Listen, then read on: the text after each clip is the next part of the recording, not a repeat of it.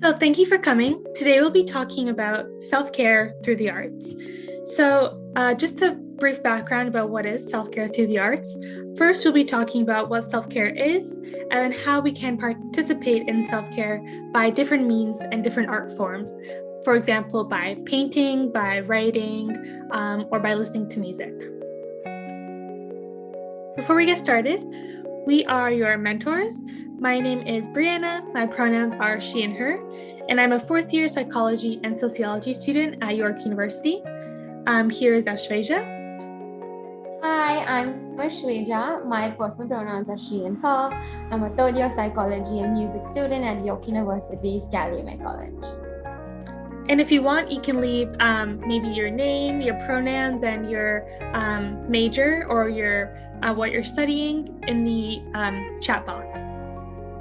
So what is self-care? So self-care is to take care of yourself so that you can be healthy, you can be well, you can do your job, you can help and care for others. At the same time, you can do all the things that you need or want to do and accomplish in a day, a month, a year, whatever the timing may be for you.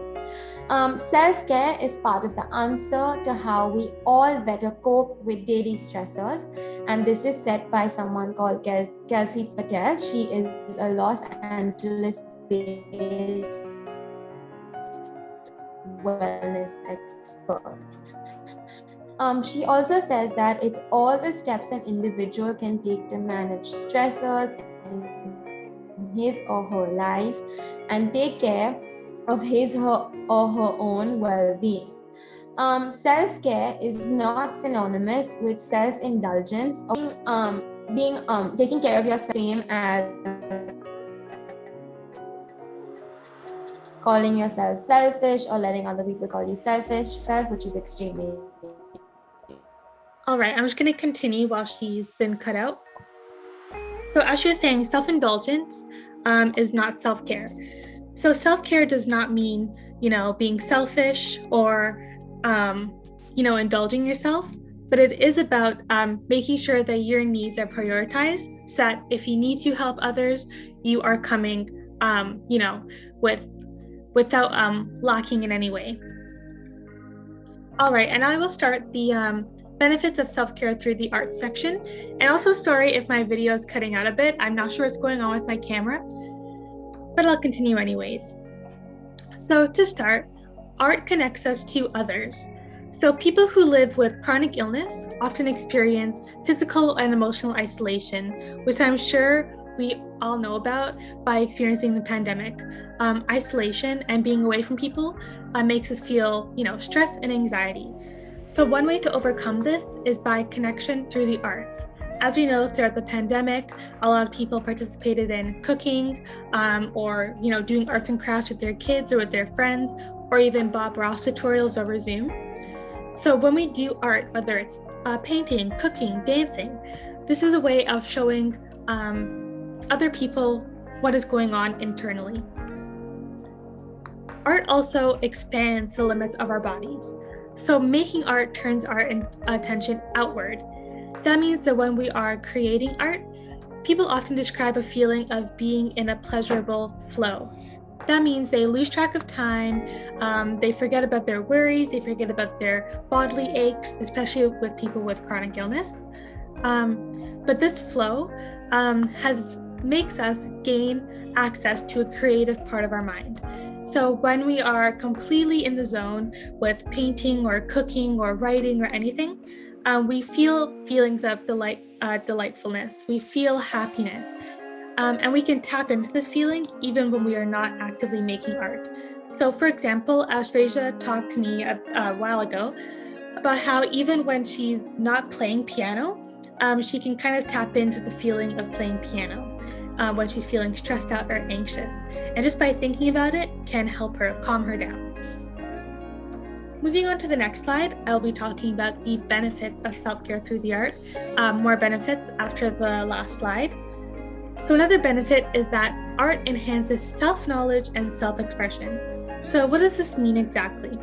This means that not only are we tuning into ourselves and experiencing our flow when we create art, but we're also expressing ourselves by making an external representation of our internal world. So that basically means that the way we're feeling inside, our anxieties, our worries, and even things that make us happy, we make this an external representation. So by painting how we're feeling or writing how we're feeling, we can show other people our internal world. In doing so, we're acting upon this belief that what is inside us is worthy of taking up space and being seen by others. So when we share our paintings or when we share our writings, we admit to ourselves and to others that we are worthy of sharing our ideas. Lastly, cortisol, a stress-related hormone, lowers significantly after just 45 minutes of making art. As Rachel was just telling me the other day that it takes even less than 45 minutes for her to experience feelings of calmness while she's listening to music. So it just goes to show that it takes less than an hour out of your day to participate in self-care through the arts and reap the benefits of it. All right, moving on to self-care through writing, and I'm sure Ashwaja will keep up with her slides in just a bit. But the first type of self-care through writing is self-care through poetry. So poetry doesn't always have to be hard to understand, metaphors and difficult sentences to interpret. It can also be slam poetry, for example, or spoken word. So slam poetry is a type of poetry that is common among minority groups to express living with oppression. So if you go on YouTube, you can watch many different types of slam poetry or spoken word that are presented by the LGBTQ community, people of color, or women who want to express living with certain oppression. But you don't have to write about living with oppression. You can write about any other worries or anxieties or experiences that you've had. And if you go on YouTube and type in slam poetry or spoken word and listen to a few, you might connect with whoever is speaking, or you could even try making your own slam poetry or spoken word that relates to your experiences. So after that, I want to talk a little bit about self-care through the typical writing style in general. So fiction stories or autobiographical accounts.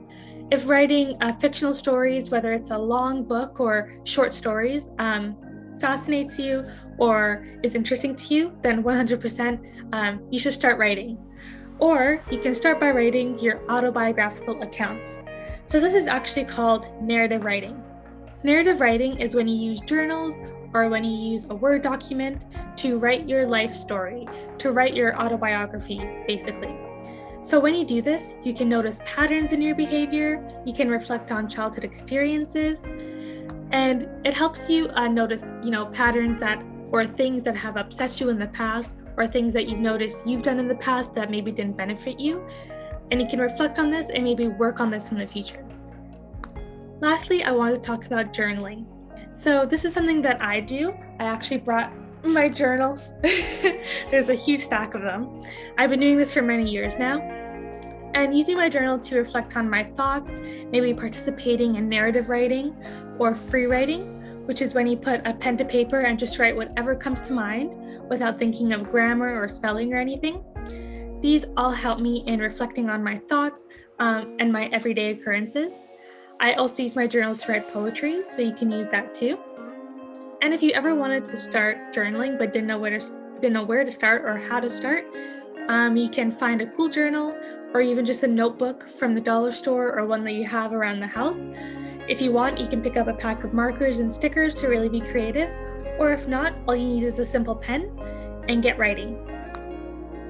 So just to start, I want to give you a writing prompt that you can use to start off your journal. If you don't have a journal beside you or a notebook, you can just get a piece of paper or even maybe think it in your mind.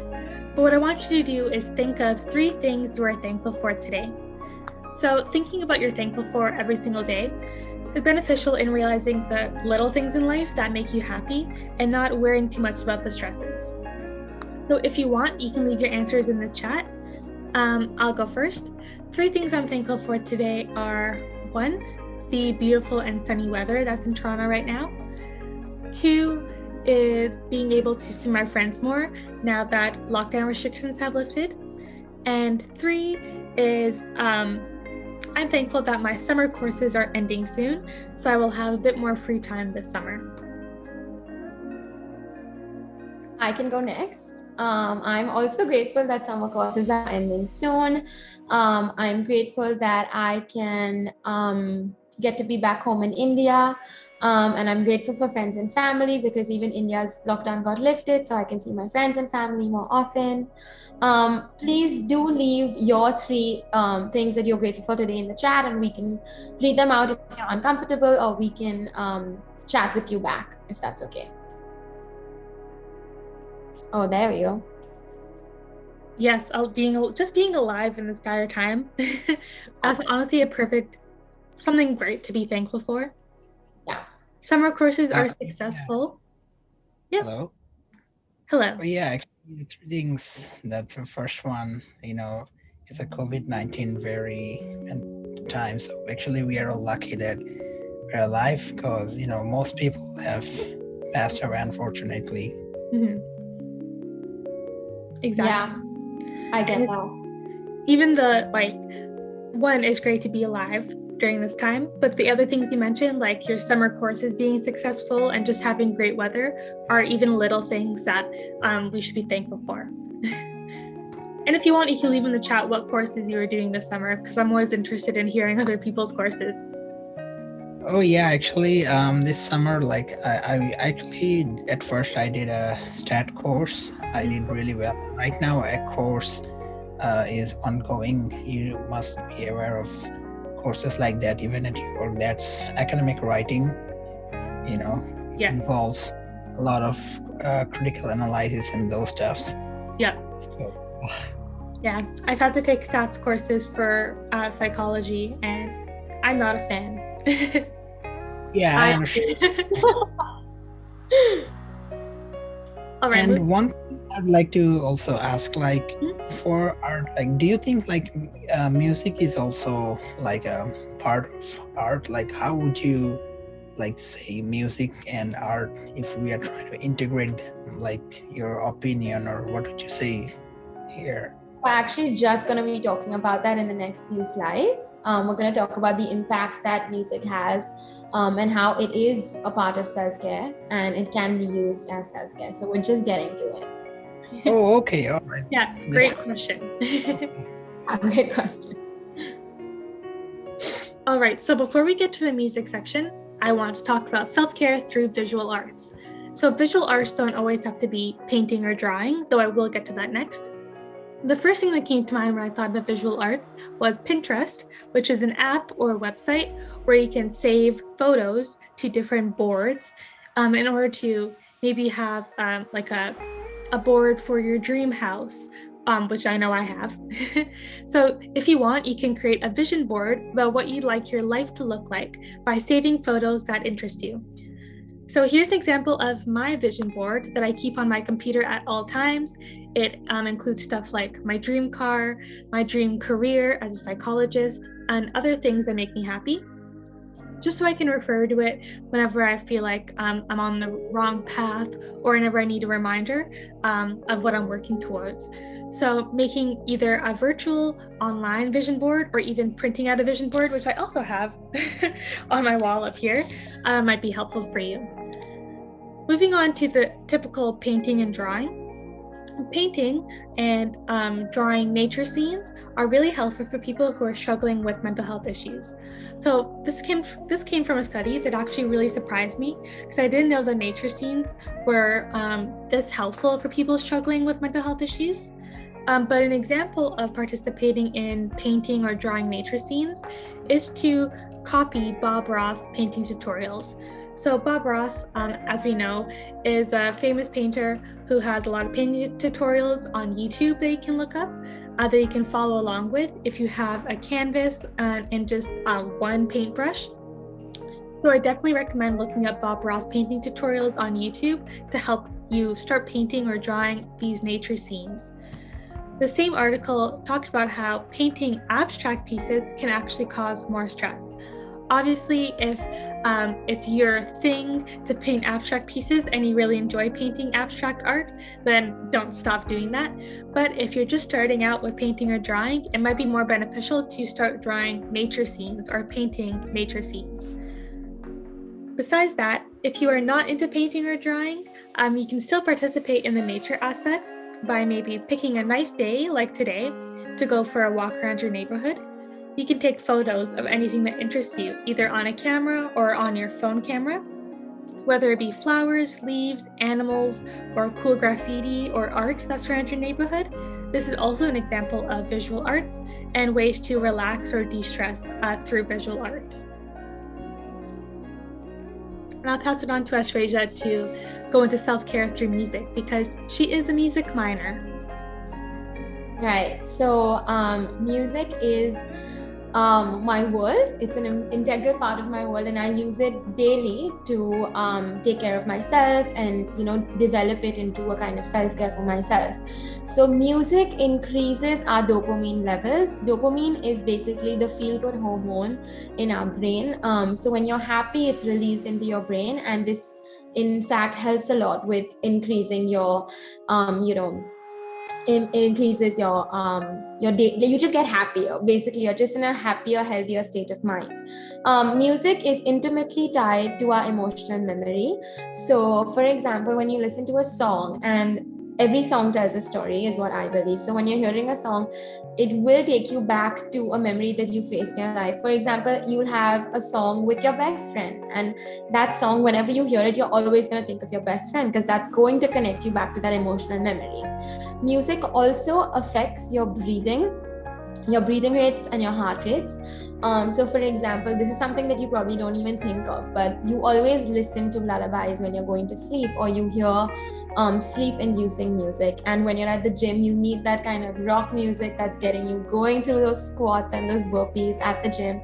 You'll also notice that in places like malls, in places like gyms, the music is so different. So in a mall, you'll always have instrumental slow music that's just you just want to walk to it, you just want to walk around the mall. And then in the gym, you obviously have those crazy rap songs or those crazy pop songs that just make you want to keep going and working harder. So Professor Susan Hanser is an integral part of music therapy. I actually studied under her from Berklee College of Music. She says that music therapy serves 5 significant purposes. The first one being that it shifts someone's attention from problems to solutions. The second one being it offers a rhythmic structure for relaxation and breathing. So like I said before, music is directly linked to your breathing and your heart rates because of its rhythmic structure. So when a song is set in a rhythm of 2 and 4 or 4 and 4, that kind of helps you just breathe to it without even knowing that's happening to you, and that helps you kind of calm down and takes you into a sense of peace and belonging. The third one being that it helps clients visualize positive imagery that evokes pleasure and happiness.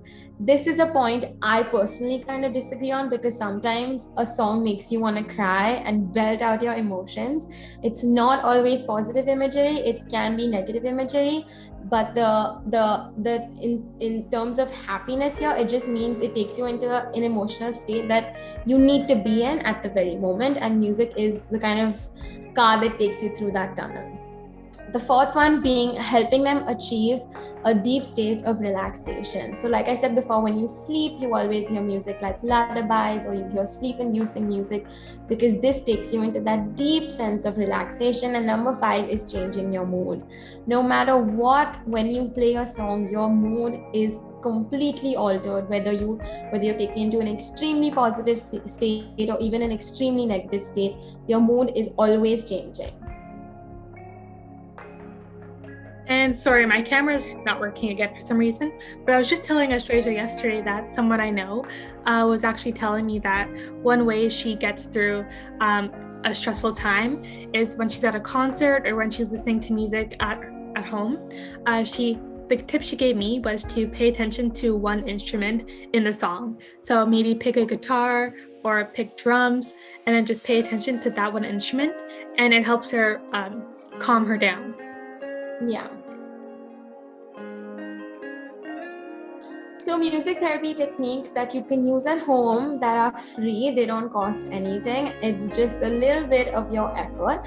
So the first one is drumming. So you don't need to have a drumming kit. You don't need to have professional sticks to drum. You can just be your hands on your legs, on your shoulders, on your head, on your laptop.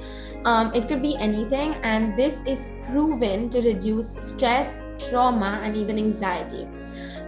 This also reduces chronic pain and it revitalizes your entire immune system.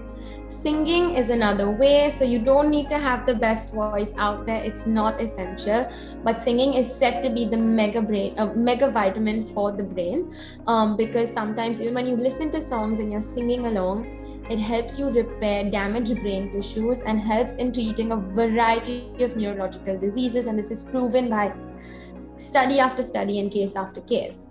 The third one is vibroacoustic therapy. It's a very complex and complicated fancy name, but it's really not that fancy. It's just low frequency vibrations with the resonations of slow-paced music. So the International Society of VAT mentioned that sound waves help in circulating positive energy throughout the body. It activates the body and allows it to use the inbuilt repair mechanisms to calm down the mind and the body. So this, in short, just means that low frequency vibration music, or in other words, slow paced music that is set to calm you down and relax you, it really helps in circulating positive energy into your body. So very often when you take a yoga class, you'll always have slow instrumental music playing in the background because it's set to, so yoga opens up your chakras. And it's said that when you play slow-paced music, the positive energy enters through those chakras and makes you positive from inside and out. So this at home could be playing an instrument, or even if you don't play an instrument, it could just be hearing instrumental music. So that could be on Spotify, YouTube. It could be, if your friend sends you a song, it could be anything. And making your own playlist is really helpful. So I know personally, I have playlists for so many moods. So I have a happy playlist, I have a driving playlist, I have a sad playlist. I have so many playlists. And I know Brianna also has certain playlists that she was telling me about.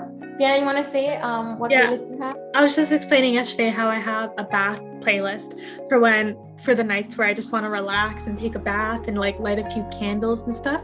So it's beneficial to make even like a happy playlist, an upbeat playlist, a relaxation playlist. These will all help your stress, anxiety, and your mood in general. Right. So just for one more final activity, I would like you to think of your own culture. If you want, you can research your culture's traditional art form. So whether that's a type of dance, a type of music, or a painting style, and try to recreate it the next time that you're feeling down. So if you want, you can share maybe a traditional art form from your culture in the chat. For example, I'm very multicultural, so I'm trying to pick one culture. But for example, my grandfather is Italian, so maybe there are art pieces like Michelangelo or like Da Vinci, who have done famous art pieces, and I could try to recreate it or paint my own. Or there's even like adult coloring books that you can use. I know that I have an adult coloring book of famous art pieces, so even by using that to color it in and relax and stuff like that would be very beneficial. And Ashveja, you can share yours too if you want. So I'm Indian, and we have a dance form called Kathak.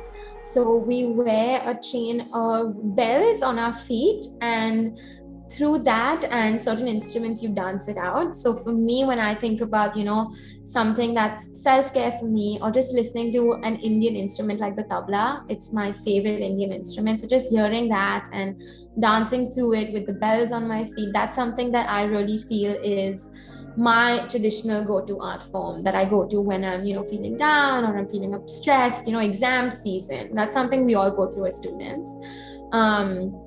So in those moments, I'm just like, oh my gosh, I'm just gonna go on YouTube, play that video or hear that music. And I know instantly I'm back there in that, sense of relaxation.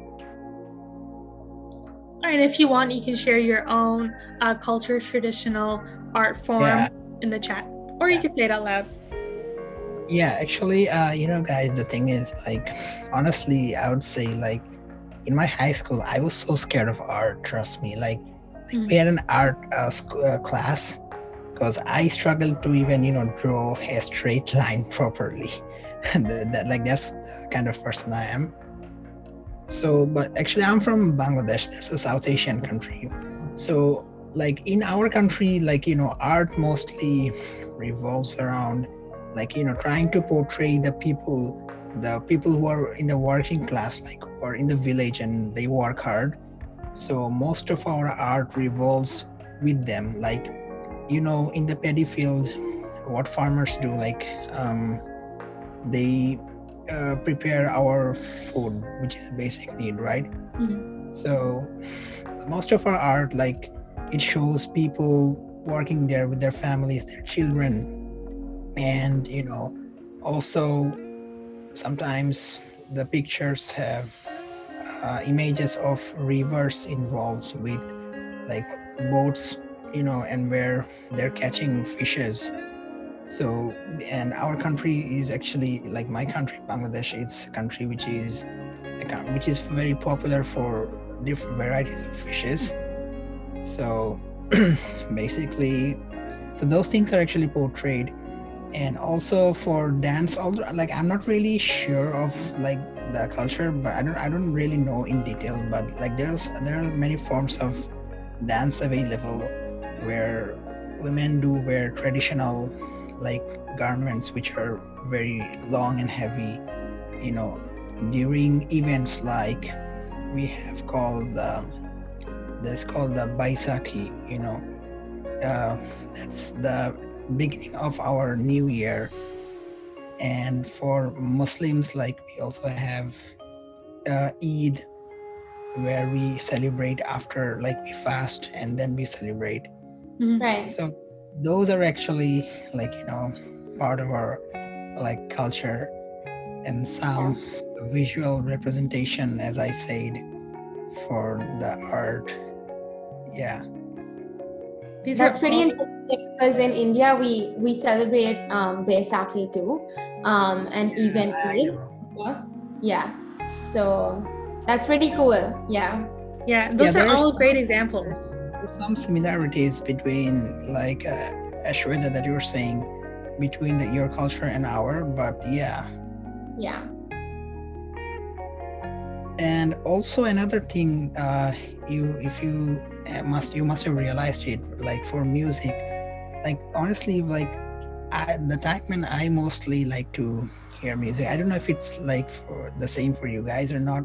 Like, when Mm-hmm. I'm traveling, like, when I go outside, like, when I'm traveling, that time, like, that it just comes in mind that, okay, you want to hear music that time, because, like, you really want that time to pass by nicely, like, you're walking outside, traveling, or maybe you're in the bus and you want something to listen to. That's the time when I actually, like, really want to, listen to music.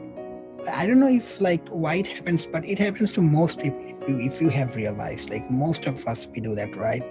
Yeah. So doesn't that, like, sound kind of interesting? Like, when we travel, we like, naturally we want music to be going with us at that time. Yeah. Yeah, So definitely. I always say this when I see people traveling and listening to music. It takes you to another world. You don't feel like you're sitting in that bus going to work. You don't feel like you're sitting in that bus going to school. You just feel like you're in a different dimension with those AirPods in, and the world's out. It's a great feeling, actually. Yeah, and that is why I believe, if you see, the latest technology is actually trying to evolve around it, like, to make that Right. thing easy for us, like the AirPods you're saying, or YouTube Music. Like, I believe we can download the music rather than using it online and stuff. So Yeah. yeah, those things are evolving around it. So That's that's like very interesting. Yeah, but usually at home I don't listen to music so much, but when I'm about to go outside, mm-hmm. I always, have my AirPods on. Yeah, that's okay. That works for you, like you don't have to listen to music at home. I'm also someone that loves listening to music when I'm traveling. Like when I'm driving, I said I have a driving playlist. I'm just Yeah. like going, I'm driving, I'm in my own world. So it doesn't necessarily have to be you listening to music at home. It could, for you, maybe music is travel, that's you, and that's great because that's a way that you are taking care of yourself. So that's really nice to know. Yeah, basically, like it gives like you a time of peace, and like you're out of your stress, Yeah. and you're able to relax, and it can be any time. Let it be traveling, like it doesn't always have to be home. Right. Yeah, that's the great thing. Yeah. Yeah, that's true. All right, guys, it was amazing. Like this presentation, it was nice to meet you both. Yeah. Thank Thank you so you. much. Let us know if you have any questions. So our email is actually on the slide, Brianna, if you want to go back. Yeah. So it's csrmentorship@gmail.com. So if you do have any questions or you ever want to just talk to us about, self-care and what you're doing to keep you going, you can always email us and we can always talk about it. And if you have any other questions, we're always here for you via this email. And thank you for coming.